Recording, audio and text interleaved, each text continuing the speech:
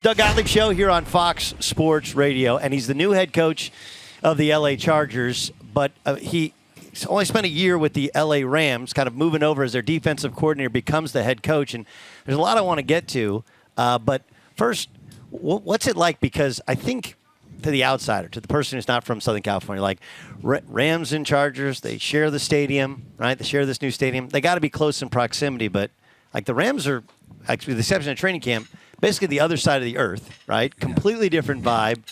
I don't know what your expectations are, but what's the biggest difference to you now that being on the other side of the tracks with the Chargers? I think I've learned a lot about L.A. and that L.A., that's a relative term because it is a big place. And I think where we were up there in Ventura County with the Rams, that's really not L.A. That's pretty far north. And, you know, down here in Orange County, I think you feel a little bit closer to the city, but it's still far away as well. And so I think what I've kind of learned is that there's a lot in the middle that to discover, and I think I've really enjoyed discovering a lot of it. It's a big city. I'm from Cleveland, Ohio, so I've really enjoyed learning about all the different parts of LA, how much it's changed, how much it's grown, and I think that we've got this unique opportunity here in that venue at SoFi, this premium venue, to kind of be, where the action is in pro sports, and I think that's what I enjoy about being in LA is that you're where the action is, and I think we got a great opportunity here. All right, take me back. You get out of college, you're a college quarterback, and you decide you wanted to coach, right? Was it? Did you have a plan like, okay, maybe I'll do private business, maybe I'll coach? Like, what was the plan? I grew up as a son of a teacher and a coach, and I started drinking coffee in the first grade, reading the sports page because I wanted to be like my dad. So what were the papers? Well, we had the Willoughby News Herald and the Cleveland Plain Dealer. So that was kind of. So my dad was a high school coach, became college coach, became like AAU coach. Sure. So I grew up in Orange, California. So we would get and he's an old New Yorker.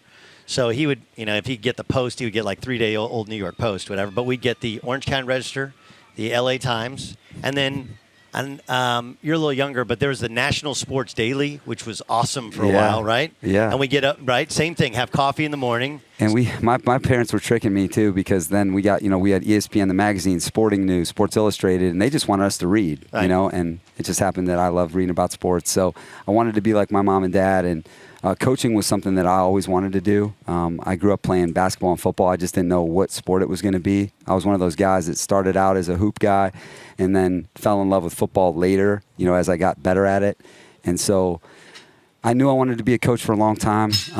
And I think that for the longest time, what type of coach was it going to be, basketball or football? And then when I dove into football, I kind of realized that that's where I was meant to be. There's just so much to football that I think fits me. Yeah. And then, my path. Like what? What about football? I think there's so many parts, that your team is so much bigger than a basketball team. A basketball team, you got 12 guys. NFL team, you got 53, 90 right now. There's just a lot of people that are involved that you can impact. And I really like that, bringing people together, having to bring 3 phases of the game together, bringing an entire building together, sports performance, personnel, all that. I really enjoy that. And to me, the NFL is, the most competitive place in the world. And I like that. I like being where that type of action is. And I think that it requires a lot of you. I think you have to be a really complete coach to be an NFL head coach. And that's, as I got older, that's where my dream was to be right where I'm at. I would make the argument, and you're a testament to it, that coaching at a lower level, right, coaching at lower levels of college, I think makes you better and more prepared because you don't have somebody doing something for you, Correct. Right? You're not like, hey, can you go and pull up that tape of that kid that I want to, like, no, you're doing all that stuff yourself. Okay, so you go back, like, it's like 15. Your rise is crazy in terms of you didn't play in the NFL, right? You didn't play for some NFL guru or whatever. Like, this is all kind of building quickly through the coaching ranks. But those early years, and remember, you're a quarterback and then you've become this defensive guru. Take me through how that prepared you for not just this job, but also everybody raves about your ability to organize at this level. Yeah, I think you hit on a lot of important points of my path that may not make sense to people on the outside, but I think if you dive into it further, then it'll make a lot of sense. I was able to learn a lot through all those experiences that you're talking about when you are coaching in Division III, when you're a junior college defensive coordinator at age 26. And then I was exposed to a lot of football. I knew a lot of people in the NFL, so I had this double education going where, learning so much in the college game, but then I was connected to the NFL, and that's ultimately where I wanted to be. So I have both these things working. A lot of the people that I knew in the NFL were on offense, so I learned a lot of offensive football at a high level, but I'm still coaching on defense. So you're formulating your philosophy about, okay, hey, how would I do it to defend against a Drew Brees someday? Because a lot of the people I knew were in New Orleans when I was a young coach. So I'm learning how to coach defense. I coached all the positions on defense: defensive line, outside rushers, inside backers, secondary. I was a defensive coordinator, played quarterback. And so then I coached on special teams. And so you feel like you're getting this complete football education, and then you're learning about stuff off the field: personnel, sports science, right? Management, all this stuff, because you know what it's going to take if you want to be a head coach someday. There's so much that goes into it. How do you communicate? How do you bring people together? And so I've just tried to pour as much as I can into my game, into being a complete coach. And my father, my mom said a long time ago, be everything you want your players to be. And so, my goal is to be a complete coach and be a guy that can talk to Justin Herbert all the time about what's going on, being able to connect with everybody on special teams, being able to talk to all three phases of the game and how we want to play. And I think that that's certainly been my goal. And, I'm nowhere near being where I need to be. There's so much, every day I wake up and there's so much to do and there's so much to improve on. But I think that path that you're talking about has definitely led me to where I am today. What's that moment like? And I know it was just a scrimmage, but you're back on that same SoFi sideline, and now you're the guy, right? And it haven't even been it's been a half decade you've been in the NFL. Now you're the head coach of the LA Chargers, a very talented team. Do you have those moments to where, not necessarily a pinch me, but wow, this is big. This has really happened quickly. I was excited on Sunday in front of our fans. I wanted them to see us operate like I feel like a championship team should operate. I wanted them to be able to see it quickly. That's something that's important to me, is it shouldn't take you forever to notice that something's going well. Yeah. And I was proud of our operation on Sunday. And I think the thing that was the biggest challenge for me, there's probably two things that stood out from my quality control, is that I was on the opposite sideline. Yeah. So that was different, being in a different locker room on a different sideline. So it was a little bit turned around there.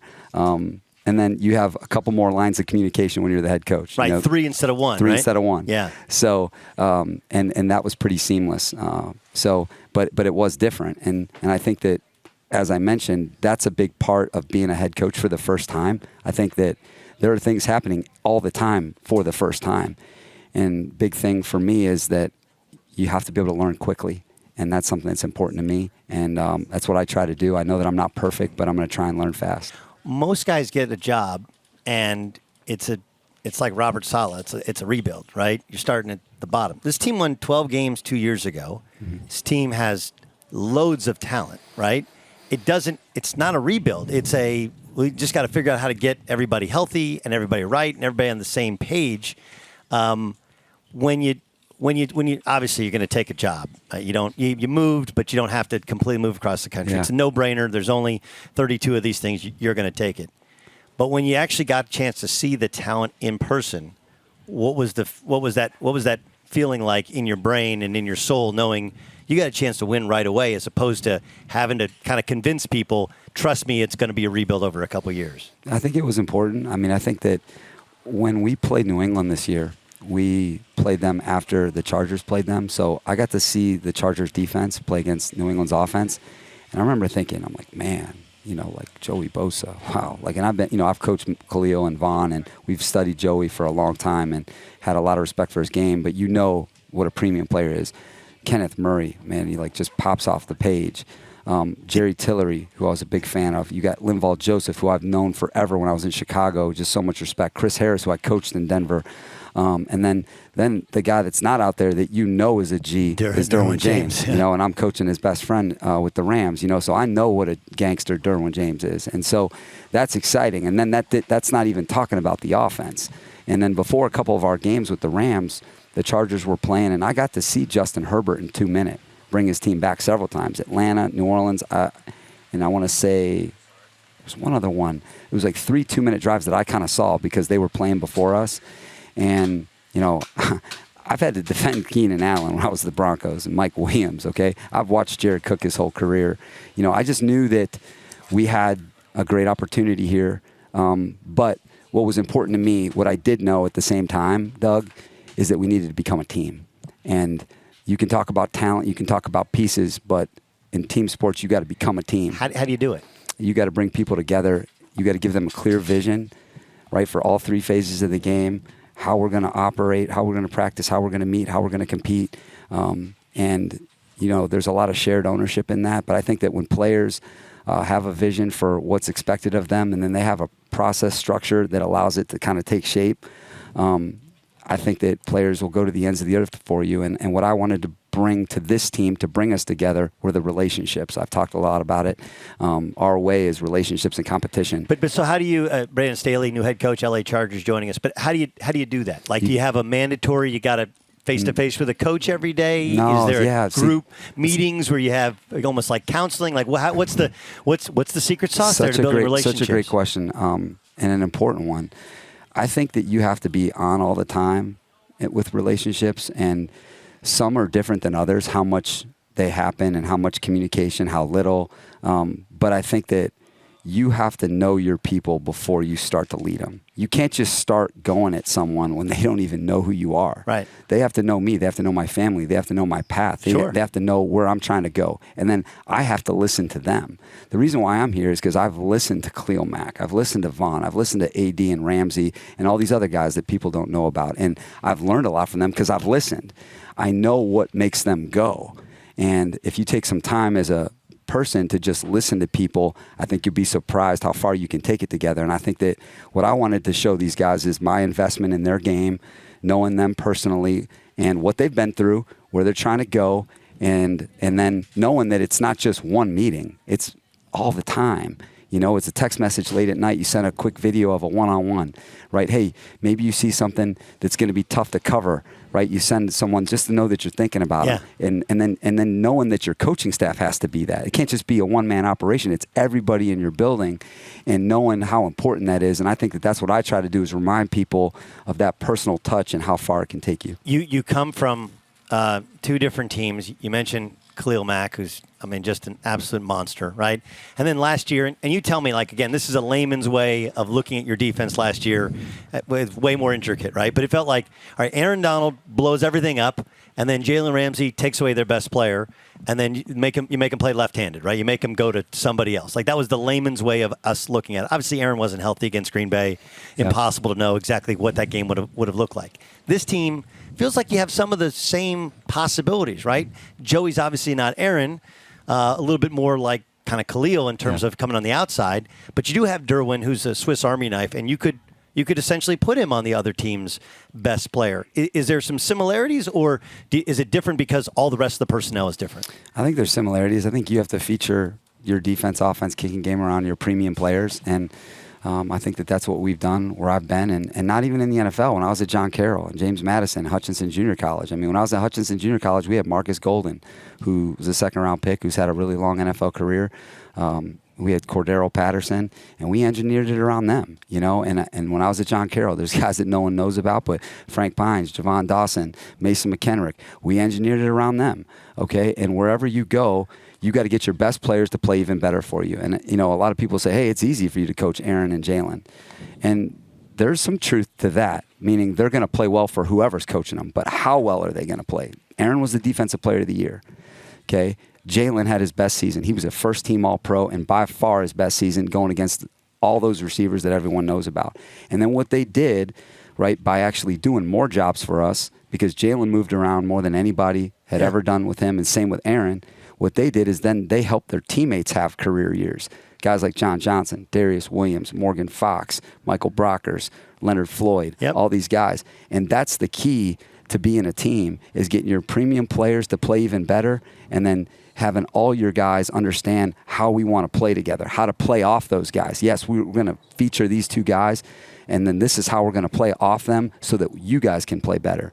And there's a lot that goes into that. And right here, we're kind of at the beginning of it with Joey and Derwin and this group of guys.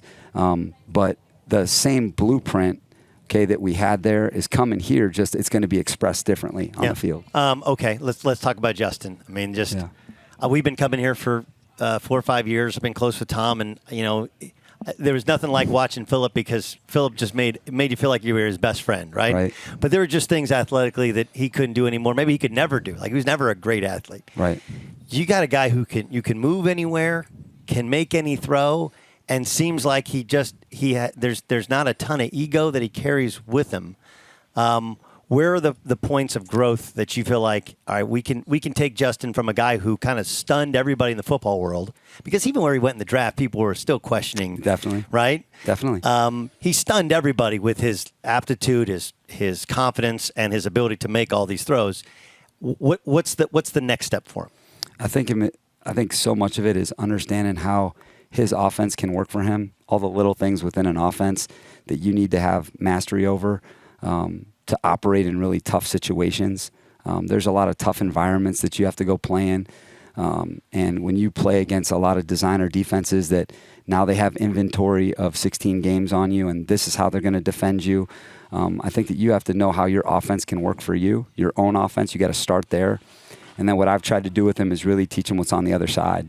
I feel like that's something that I can provide for him that can take his game to the next level, is to really understand defensive structures, fronts, pressure systems, coverage systems, personnel groupings, situational stuff, so that he can go play the way he's capable of. Because one of his best traits as just a player on the field is how instinctive he is. Yeah. He's a really instinctive quarterback.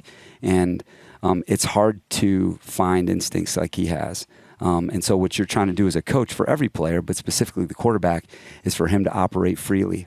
And we're working through that right now. And then, there's so much that's ongoing with his fundamentals, scheme, situational stuff. There's so much that's ongoing. Hey, when he throws to his left, he's pretty premium now. But hey, when he goes to his right, he kind of gets closed off and he doesn't have as much juice, just working on little things with... Really? Going to the right more than the left? And it kind of happens when you're a right-handed guy. Yeah. You would know this playing... It's like shooting basketball. You actually shoot it better going left. No question. Because your footwork, you don't over-rotate. Correct. And so, same thing. Working through some little things that way.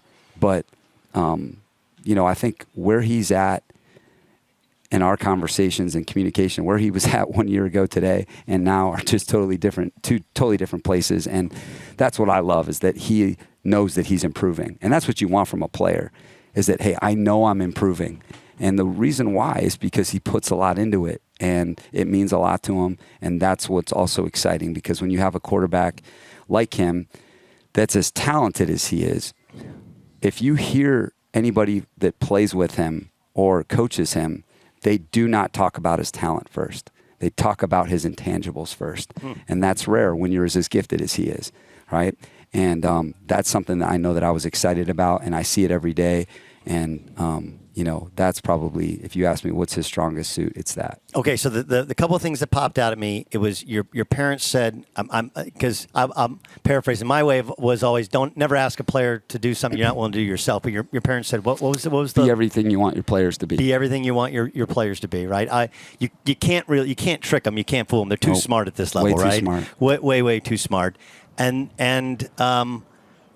you talked about everything is about relationships. Here's the last thing. There usually is a moment in a coach's career, especially in your first year, where if you can plan for it, if you can prepare for it, they just all get you knew this thing was coming, right? Like I talk about when I coach little kids or I coach adults, whatever, like the beauty to coaching is showing somebody something that's going to happen, drawing up the right play, the right matchup, and then the ball goes in the basket exactly, and then they all look at you like you're a genius, right? But there's that moment, right, where we go for it on fourth, sure, right? Are we super aggressive?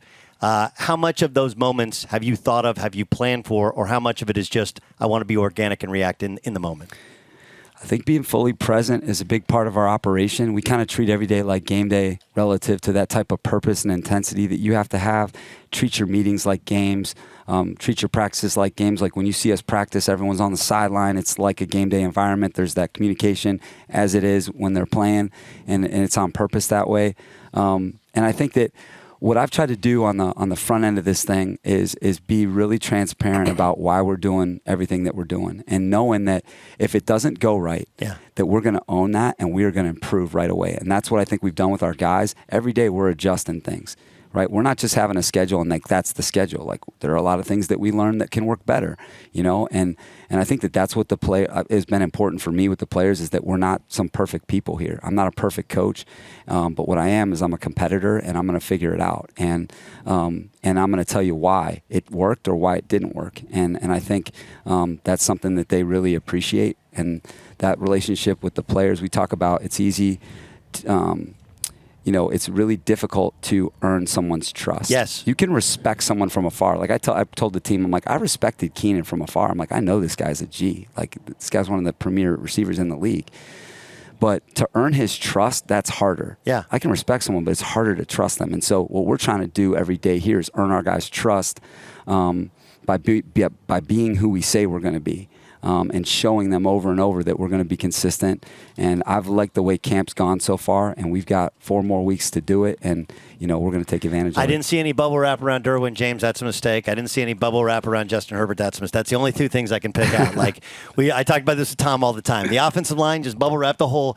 That Sean didn't play guys right in the preseason, but obviously you have those scrimmages where guys get after it. Yeah. Your plan is going to be similar to that. Are you going to play these guys or not play them in the preseason? Yeah, I think we've got a list of guys who will not play in the preseason. And what we've kind of talked about, Tom and I, philosophically with our staff and with the guys is if we don't need to evaluate you, if you don't need, if whether, you're a proven player on this team, like we know what you are.